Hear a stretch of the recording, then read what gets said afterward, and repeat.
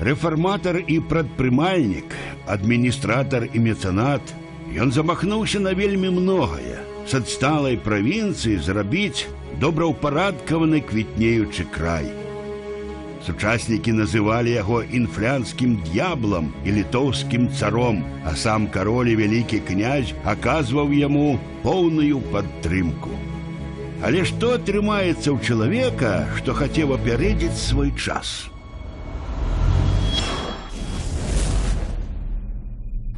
Адныя называюць яго ашуканцам і злодзеем, другія вялікім рэфарматарам і дзяржаўным дзеячам.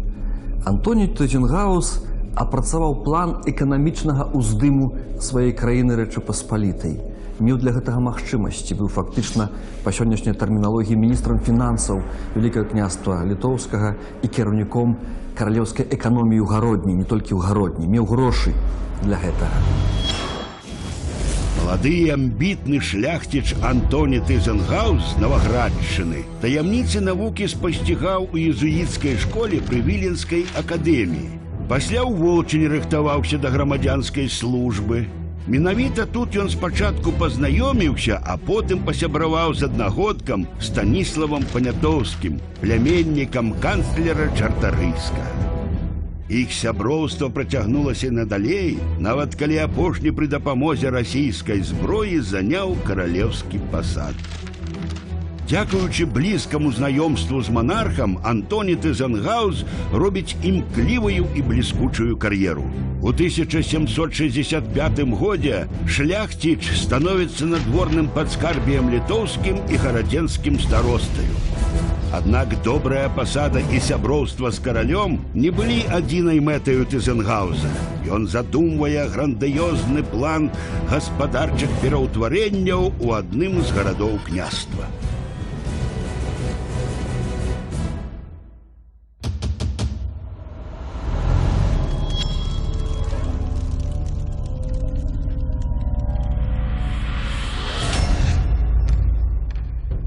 Для выканання задуманага Антоні Тызенгаус пераконвае Станіслава Панятоўскага узяць у Галандыі крэдыт памерам 10 мільёнаў польскіх злот. І закіпела праца. Яе цэнтрам стала прадмесце горадні Гарадніца.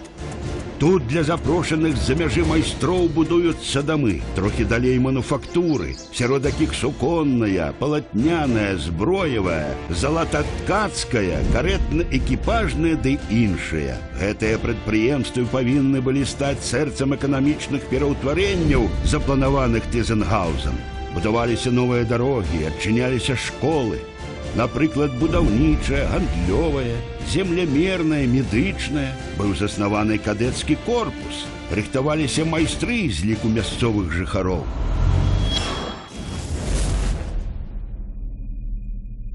Ён адчыніў у горадні медычную акадэмію.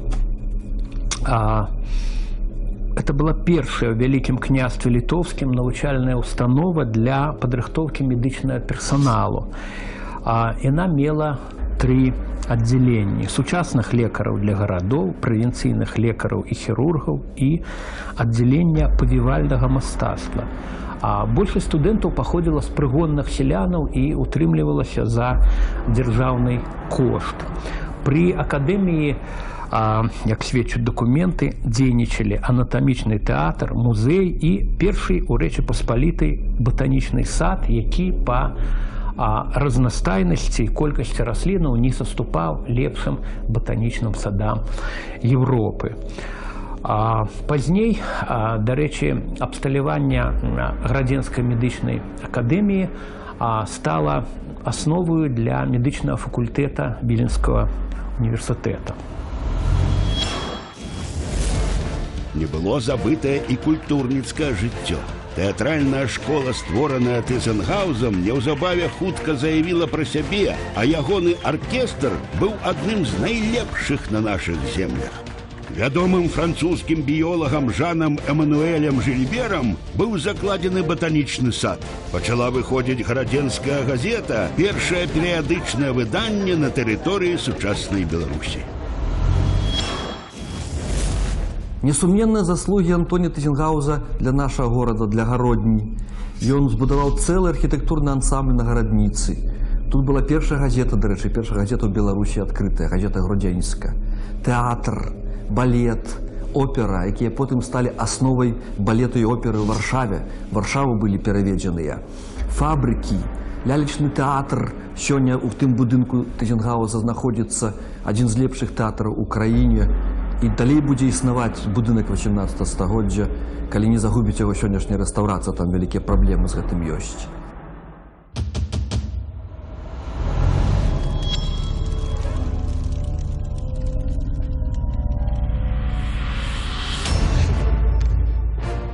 У 1772 годзе архітэктарамі Мезерам і Сака у горадні быў закладзены тэатр. Будынак уяўляў сабой вялікую паўкруглую залу з амфітэатрам, яруснымі галерэямі па перыметры, 22 ложамі ў 2 ярусы, партэрам і сцэнай.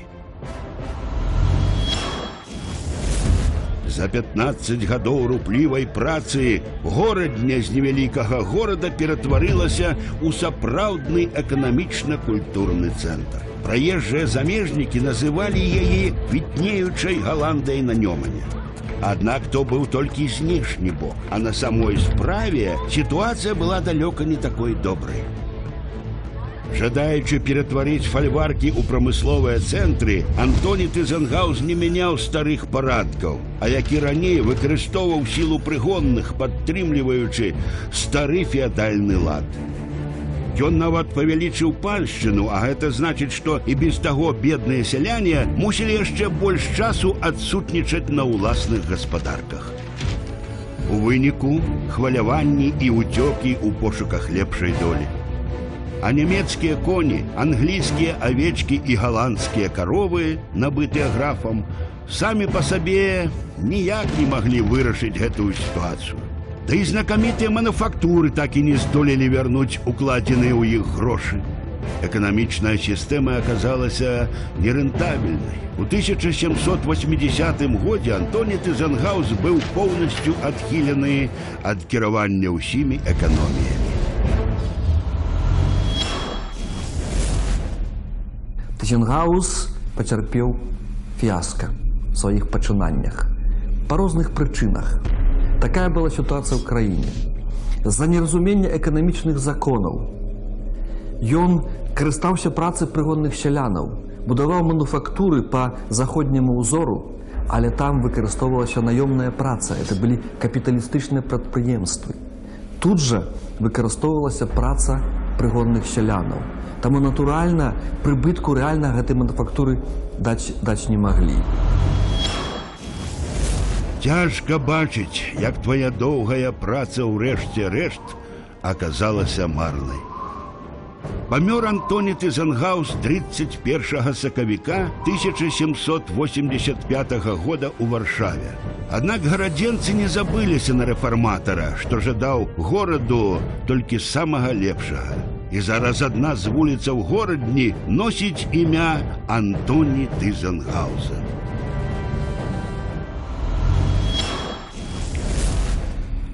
Сёння пра дзейнасць Антона Тызенгаўза нагадваюць шматлікія будынкі ў нашых гарадах.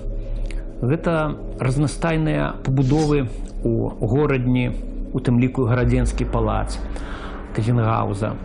Гэта дамы Тызенгаўза ў паставах на колішнім рынкавым пляцы.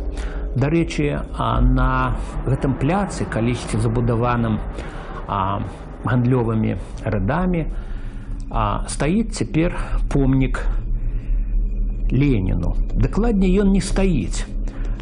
Ленін там даволі дынамічны, ён кудысьці кіруецца, крочыць.